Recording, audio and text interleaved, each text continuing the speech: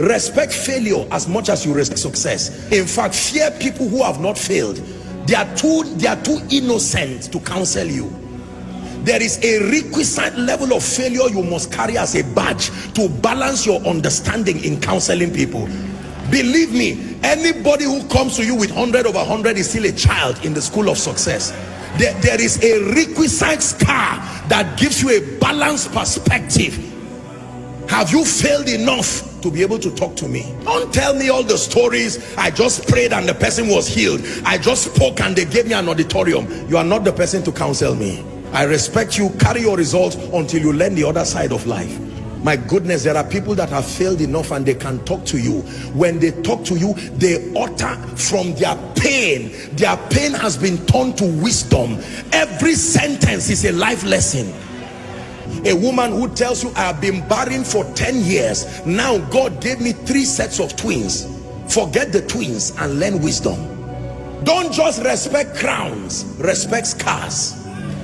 The wise respect both scars and crowns. Can I encourage someone? Your failure is still an asset. Don't throw it, archive it.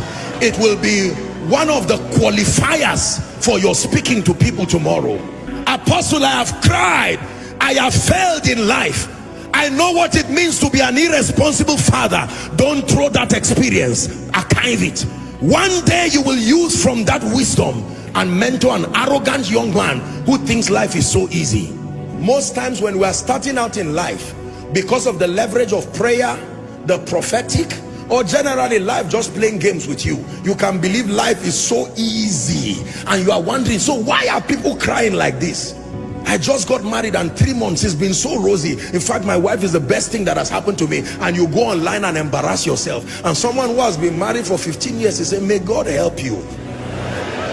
After 2 years, you just turn and start saying life is unpredictable. All these unwise things that people do.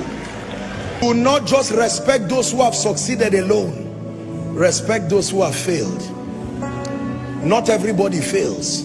Respect those who have failed.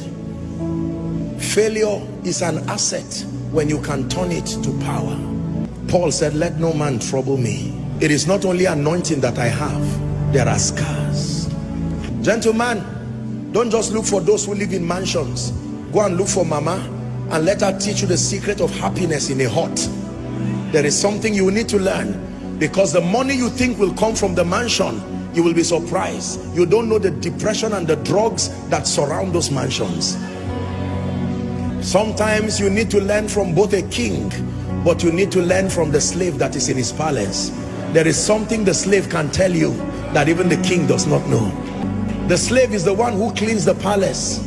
He knows what he has seen there.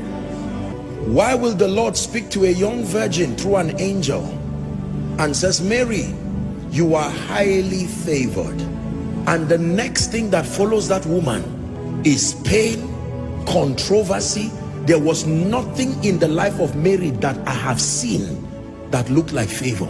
An angel comes from heaven and says, you are highly favored. I would expect the king to call her and say, I had a dream. There is free land for you. As soon as Jesus is born, you become tax-free. That sounds to me like favor. So God calls scar favor. He calls controversy favor. He calls pain favor. Why would you say a woman is high? God is speaking to someone. Don't listen, you may cry, but don't be embarrassed about your failures again. There is something about the speaking of God, that until you are at your lowest moment, there is something about the voice of God you cannot hear. There is a pain requirement to hear certain things about God. Tonight's message is very deep. For some of you, you really will not understand it this night. You are too innocent. You have been shielded by the sacrifices of others. You may not really understand this. There is a pain requirement that brings out the clarity and the purity of the voice of God. There is a way a man of God fails and fails and fails in ministry, that he goes back and he says, Lord, teach me. When he writes a book about the leadership of the Spirit, read it.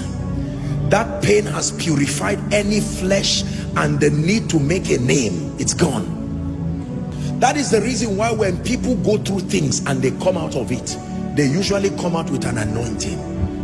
Barren for 16 years, laughed at by people.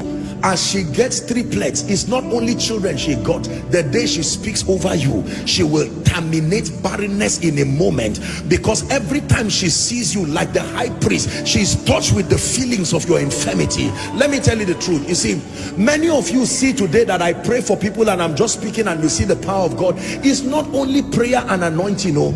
There is a pain requirement that has reached down to the bowels of power and has drawn genuine, authentic spiritual power.